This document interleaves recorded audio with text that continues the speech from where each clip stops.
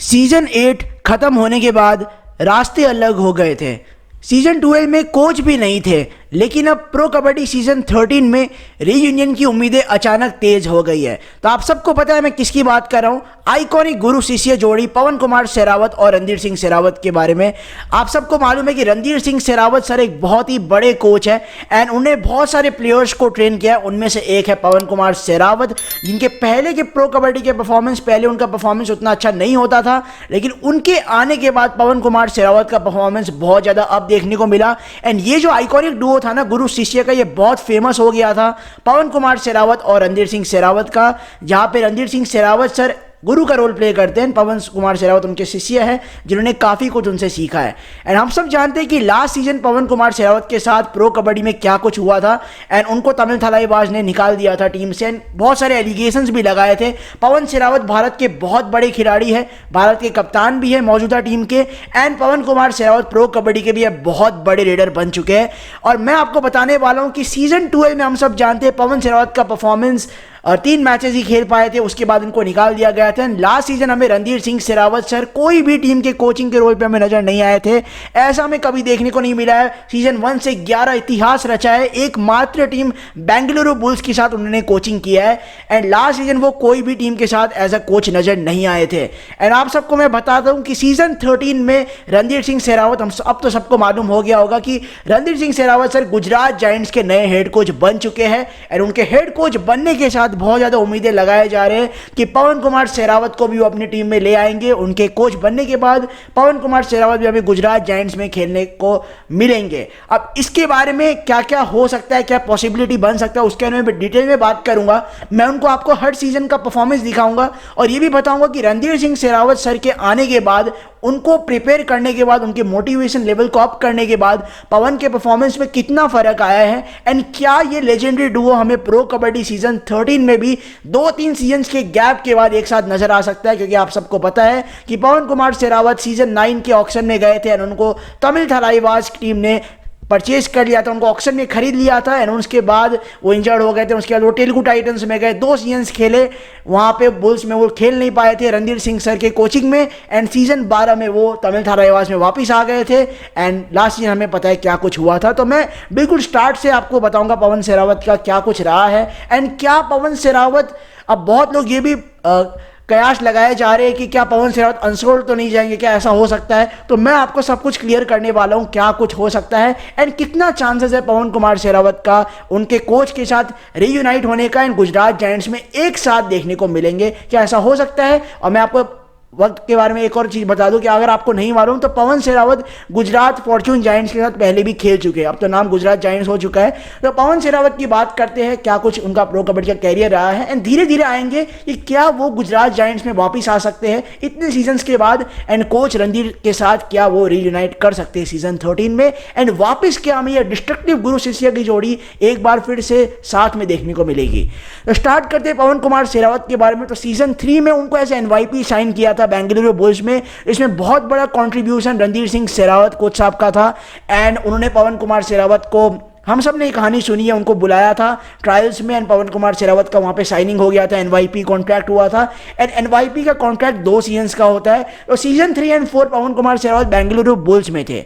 Season 3 में पवन कुमार सेहरावत की team जो बेंगलुरु बुल्स में गए थे, तब उस समय मंजीत चिल्लर, अजय ठाकुर, जितने भी सीनियर प्लेयर्स थे वो पुनेरी पल्टन में चले गए थे, कुछ प्लेयर कोई और टीम में चले गए थे एंड सीजन 3 में प्रीतम चिल्लर वगैरह होते थे उस समय एंड पवन कुमार सेहरावत उस समय नए खिलाड़ी थे एंड कोच रणधीर सिंह सेहरावत जब वो ट्रायल से इंप्रेस हुए, उनको बहुत उम्मीदें थी पवन से। पवन कुमार सेहरावत को सीजन 3 में कुल 13 मैचेस खेलने के मौके मिले एंड पवन कुमार सेहरावत ने जिसमें 45 यानी 45 रेट पॉइंट स्कोर किया एंड साथ ही में 8 टैकल पॉइंट स्कोर किया, यानी 13 मैचेस में पवन कुमार सेहरावत ने टोटल 53 यानी 53 टोटल पॉइंट स्कोर किया एंड कॉन्ट्रैक्ट जब 2 साल का है तो सीजन 4 में भी पवन कुमार सेहरावत बेंगलुरु बुल्स में थे, वहाँ पे पवन को 10 मैचेस में खेलने का मौका मिला एंड पवन सेहरावत ने मात्र 11 रेट पॉइंट स्कोर किया एंड एक भी टैकल पॉइंट स्कोर नहीं किया। उसके बाद कोच साहब ने स्ट्रेटेजी चेंज किया एंड पवन कुमार शेरावत को रिलीज किया बेंगलुरु बुल्स ने, एंड पवन शेरावत को मिली नई टीम सीजन 5 में जो थी गुजरात जायंट्स की।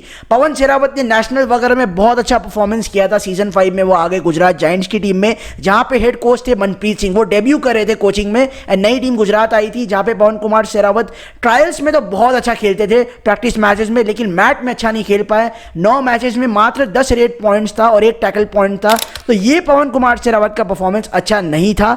एंड उसके बाद वापस वो सीजन 6 में ऑक्शन में गए एंड उनको वापस रणधीर सिंह शेरावत की टीम बेंगलुरु बुल्स ने साइन किया।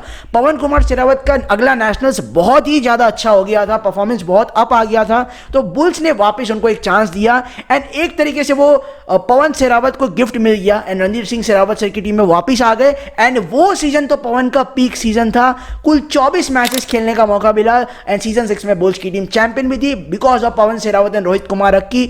271 रेड पॉइंट स्कोर किया, जिसमें से 13 सुपर 10 शामिल थे एंड 11 टैकल पॉइंट्स भी पवन शेरावत ने स्कोर किया। यानी आप परफॉर्मेंस देख सकते हो, जो खिलाड़ी 45, 50, 52 पॉइंट स्कोर करता था वो अचानक से 250 पॉइंट्स पार कर गया एक मात्र सीजन में। तो ये दिखाता है कि कोच साहब का कितना कॉन्फिडेंस था। पवन शेरावत एक समय कबड्डी छोड़ने वाले थे, वापस उन्होंने पवन को मोटिवेट किया एंड पवन शेरावत का परफॉर्मेंस बहुत ज्यादा अप आया था and 271 total points red point score करके के साथ उन्होंने 11 टैकल पॉइंट्स भी स्कोर किए, यानी 282 पॉइंट्स 24 मैचेस में स्कोर किए। एंड जो फाइनल मैच एक समय उनकी पूर्व टीम गुजरात जायंट्स के साथ थी, वो मैच एक समय गुजरात जीतने वाली थी, पहली सेमीफाइनल जीत सकती थी सीजन 6 में, 5 में जीत नहीं पाई थी, लेकिन सीजन 6 में जो फाइनल में पवन शेरावत ने पूरी तरीके से मैच बदल दिया लास्ट मोमेंट में एंड कोच साहब को लास्ट तक भरोसा था कि पवन शेरावत हमें मैच जिताएगा एंड बिल्कुल वैसा ही हुआ।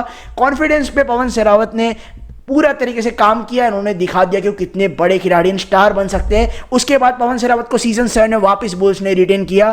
24 मैचेस में पवन शेरावत ने 346 रेड पॉइंट स्कोर किया, 18 सुपर 10 थे एंड साथ ही में 14 टैकल पॉइंट्स भी स्कोर किया। यानी 24 मैचेस में पवन शेरावत ने 360 टोटल पॉइंट स्कोर किया एंड दिखा दिया कि कितना बड़ा ब्रांड वैल्यू बन सकते हैं, कितना ज़्यादा कॉन्ट्रीब्यूट कर सकते हैं आने वाली सीजन में। तो आप देख सकते हो 271 रेड पॉइंट से 346, यानी परफॉर्मेंस अप ही अप होता रहा सीजन बाई सीजन। लेकिन अनफॉर्चुनेटली सीजन 7 में बुल्स क्वालिफाई नहीं हो पाई थी, रोहित कुमार अक्की को हो गया था इंजरी एंड उस कारण पवन शेरावत बिल्कुल अकेले पड़ गए थे। सुमित सिंह का थोड़ा सपोर्ट मिला, सुमित सिंह मलिक का, लेकिन बाकी का डिफेंस भी नहीं चला एंड पवन को साथ भी नहीं मिला, बिल्कुल अकेले खेले एंड उसका नाराजगी पवन ने सेमीफाइनल्स में भी जताया। चैंपियन नहीं बन पाई थी बुल्स की टीम एंड पवन की टीम सीजन 7 में फिर भी गई थी प्लेऑफ्स में, लेकिन चैंपियन नहीं बन पाई। पवन बिल्कुल अकेले रेड पॉइंट स्कोर करे थे एंड सीजन 8 में पवन कुमार शेरावत को बुल्स ने फिर भी रिटेन किया।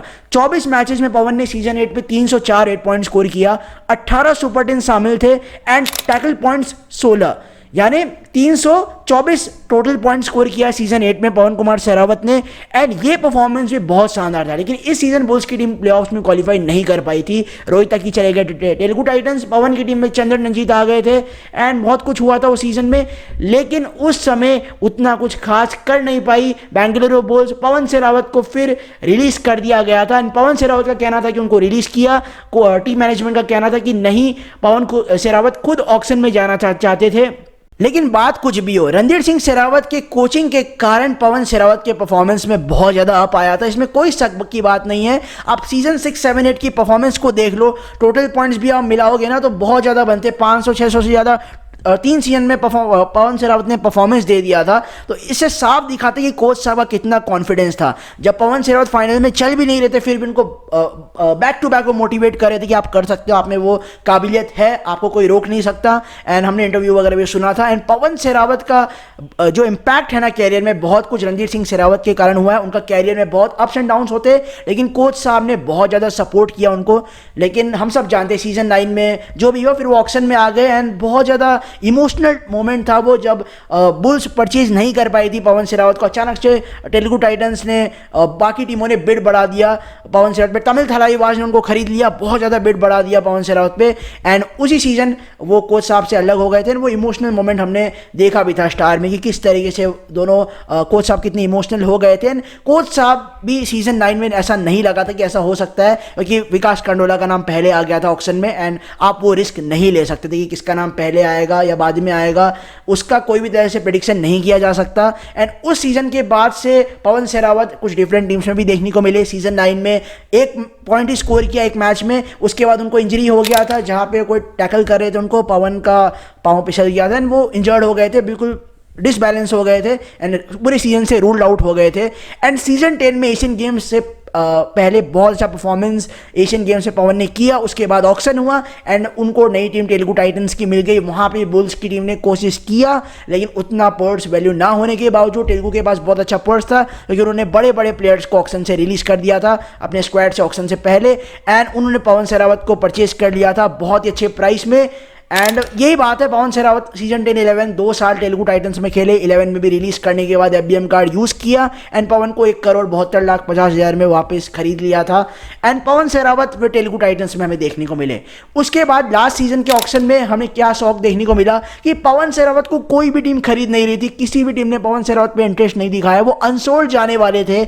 और ये शॉकिंग मोमेंट था हम सबके लिए कि लास्ट सीजन 11 में उनको इंजरी हुई थी, लेकिन फिर भी उनका परफॉर्मेंस अच्छा था, फिर भी उनको कोई भी टीम नहीं खरीदी थी। लास्ट में बंगाल वॉरियर्स और दबंग दिल्ली ने बिड करना स्टार्ट किया, दबंग दिल्ली की तरफ से पैडल उठा, फिर वहां से बंगाल ने बिड किया, फिर ऐसे करते करते तमिल थलाइवास ने भी बिड किया, लेकिन पवन सहरावत को तमिल थलाइवास ने सीजन 12 में खरीद लिया था बहुत ही कम प्राइस में। आई थिंक 55 लाख या कितने में खरीदा था, जितना भी हो, लेकिन बहुत कम प्राइस में पवन सहरावत सोल्ड हो गए थे, 56 लाख समथिंग था शायद। तो वो तो अलग बात है, बहुत ज़्यादा प्राइस डाउन हो गया। एंड बात ये हुई थी कि सीजन 12 में कोच रणधीर सिंह सहरावत को बेंगलुरु बुल्स ने रिलीज कर दिया था एंड पवन कुमार सहरावत चले गए तमिल थलाइवास में। कोच साहब के स्टूडेंट थे संजीव बालियान, जो बहुत अच्छे लीडर थे अपने समय के, बहुत अच्छे कोच भी है, उनके टीम में पवन चले गए एंड हम सबको मालूम है उनको किस तरीके से बाहर कर दिया गया था। इनडिसिप्लिन, बहुत सारे एलिगेशन टीम ने लगाए थे एंड पवन सहरावत ने भी इसमें बहुत कुछ कहा। कोच रणधीर सिंह सहरावत सर ने भी इस पर कहा था कि ऐसा नहीं हो सकता, पवन सहरावत इतना बड़ा खिलाड़ी है, रिस्पॉन्सिबिलिटी क्या होती है उनको पता है। चलो जो कुछ हुआ, लेकिन सीजन 13 में खुशी की बात यह है कि कोच साहब को नई टीम गुजरात जायंट्स ने साइन किया। बुल्स ने BC रमेश को लास्ट सीजन लाया। कोच साहब का जो 11 साल का लेगेसी था उसको मतलब वो खत्म हुआ है, उसके साथ BC रमेश को साइन कर लिया था। लेकिन सीजन 13 में गुजरात जायंट्स ने एक अच्छा फैसला जरूर लिया है कि रणधीर सिंह सहरावत सर को उन्होंने अपना नया हेड कोच साइन कर लिया। और अब पूरे फैंस, मतलब इस बात को अब 2 महीने होने लग गए, करीब 10 मार्च को आई थिंक कोच साहब को साइन किया गया था गुजरात जायंट्स द्वारा, तो कोच साहब को एक नई टीम मिली है। अब हर फैन यही सोच रहा है कि क्या पवन सहरावत भी हमें गुजरात में देखने को मिल सकते हैं। कुछ दिन पहले 10-15 दिन पहले इंटरव्यू हुआ था सुनील कनेजा सर के यूट्यूब चैनल पे, जो बहुत बड़े कमेंटेटर हैं, एंड वहाँ पे कोच साहब से पूछा गया था, लेकिन कोच साहब ने कोई डिस्क्लोज नहीं किया। ये टीम मैनेजमेंट का मैटर होता है, उसको प्लान्स को पहले आप नहीं एक्सप्लोर कर सकते हो, नहीं बता सकते हो कि हम इस खिलाड़ी को ऑक्शन में खरीदने वाले। लेकिन अच्छी बात क्या है कि पवन सहरावत ने हार नहीं माना है, परफॉर्मेंस दिया है। कोच साहब ने भी ये कहा था कि पवन सहरावत में भी 4-5 साल की कबड्डी बची है एंड वो एक समय कबड्डी अभी फिर छोड़ने वाले थे। उन्होंने कहा कि एक भी एलिगेशन सही होते हैं मेरे पे। कोच साहब ने साफ कर दिया पवन रिटायर नहीं होंगे, अभी बहुत ज़्यादा कबड्डी और खेलेंगे।